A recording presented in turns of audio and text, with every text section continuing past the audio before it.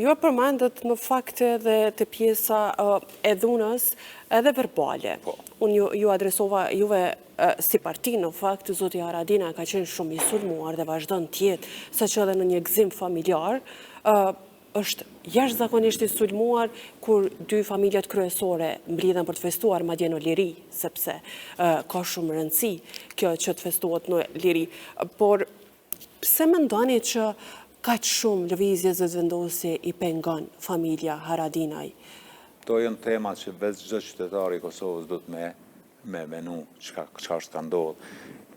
Disa herë, shumë vite, çdo pjesëtar i familjes Çka po i prish Haradinaj. punë zoti Haradinaj, me theks veçantë Ramush Haradinaj, zotit Kurti, pse po pengon? Zoti Haradinaj është në territorin e vet, është në hapësirën e vet, ka një parti tjetër, mundohet për të mirën, madje ka krijuar edhe ushtrinë e Kosovës.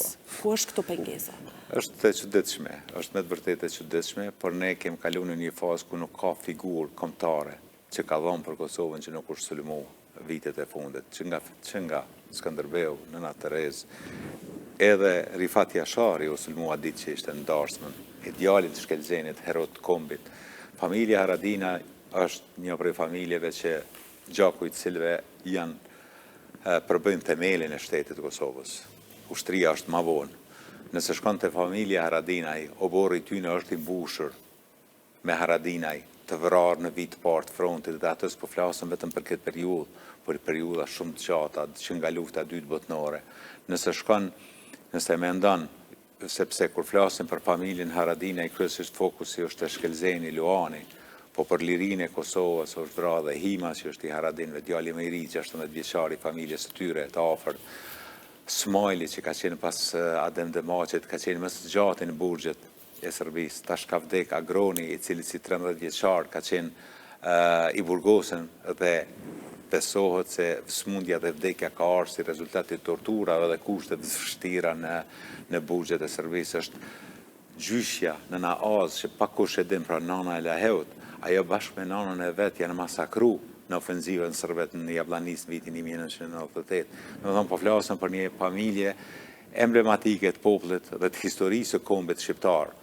Një njeri që nga pa dhe nga dëshmia në Hag e zyrtarëve amerikanë që herët nga vitet 90-ta ka pas kontaktet fuqishme me shtetet e bashkuara të Amerikës. Dhe ne kur kemi besu në vitin 92 se nuk do të ketë luftë, ka qenë dikush që bashkë me amerikanët, bashkë me miqtë e Kosovës ka bërë përgatitje për rezistencë armatosur, e cila pastaj na solli lirinë. Të gjithë Haradinaj pothuajse, secili prej tyre ka ende plagë në trup. Ramushi është plagos 2-3 herë, Dauti është plagos disa herë. Mirëpo, kjo nuk përbën një element për kulturën politike që ka instalu lëvizja vetëvendosje. Lëvizja vetëvendosje ka arrit me masovizu një logjik populiste edhe popujt shumë ma të avancuar në kuptim të ekzistencës së shtetit din me ra viktime populizmit. Kosova sot është viktime populizmit, njerëzve u ka humbar syja që 6 vite Kosova ka ngecje në gjitha fushat ekonomike, njohje ndërkombëtare, politike, shëndetësi, arsim. Mirë po qytetarët, një pjesë e madhe qytetarëve të Kosovës nuk po duan të shohin situatën që është, e kanë bën një lidhje që pa marrë parasysh çka ndodh, jam me, si po i thojnë, Alpin Babën dhe u janë të i bë domet në mëdha vendit zhvillimit të Kosovës.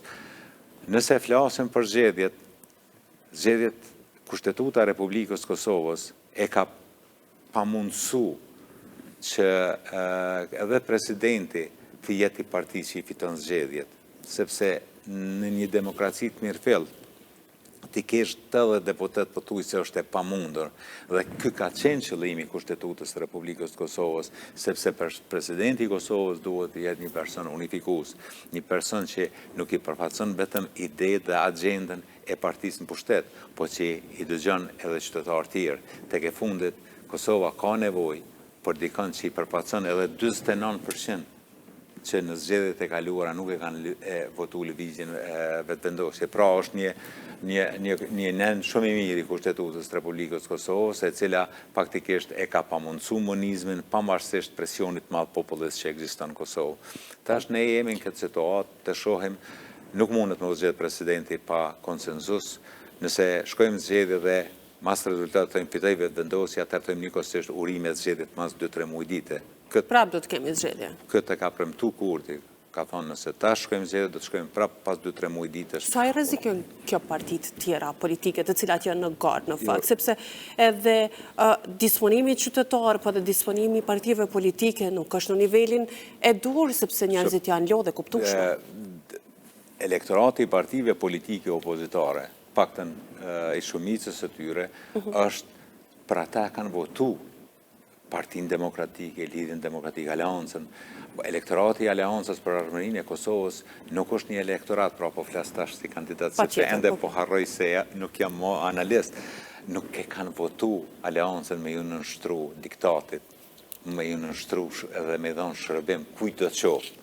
Bile, nëse e këshyrë kryesisht është elektorati luftës, një pjesë, ata nuk ju kanë nënshtru servis. Elemo po i nënshtrohet një diktate tjetër që ua imponon vullnetin politik. Dhe me thonë, Aleanca për Armërinë e Kosovës qëndron afër elektoratit vetë, elektorati i Aleancës për Armërinë e Kosovës e kuptueshme se e don pushtetin, sepse për ata jemi kriju si parti politike, mirë po jo pa dignitet dhe jo në pozicion të nënshtruarit, jo për me i shërby dikujt tjetër, por me i shërby Kosovës. Pra, mos në nështrimi po i pengoj ka lëvizje dhe vendosje, po i bjen kështu, sepse nuk nënshtrohet. Në bindjen teme, Aleanca mundet më ushue, po Aleanca kur nuk do të bëhet si partia Kuxo, apo si partia alternativa që janë aty për mi bo numra lëvizjes vetë vendosje, apo kujt do të qoftë. Aleanca i ka bindjet e veta, i ka orientimin e vetë, mos harro se është një parti e dalën nga lufta, që orientim e ka lirinë e Kosovës, orientim e ka antarësimin në NATO, bashkëpunimin sa më të madh me Shtetet e Bashkuara të Amerikës, se në frymën e këtij bashkëpunimi dhe ndjenje për liri është kriju, dhe për sot ekzistoj Aleanca nuk do të del dikush që të ta lviz nga orientimi i saj jetësor që e ka.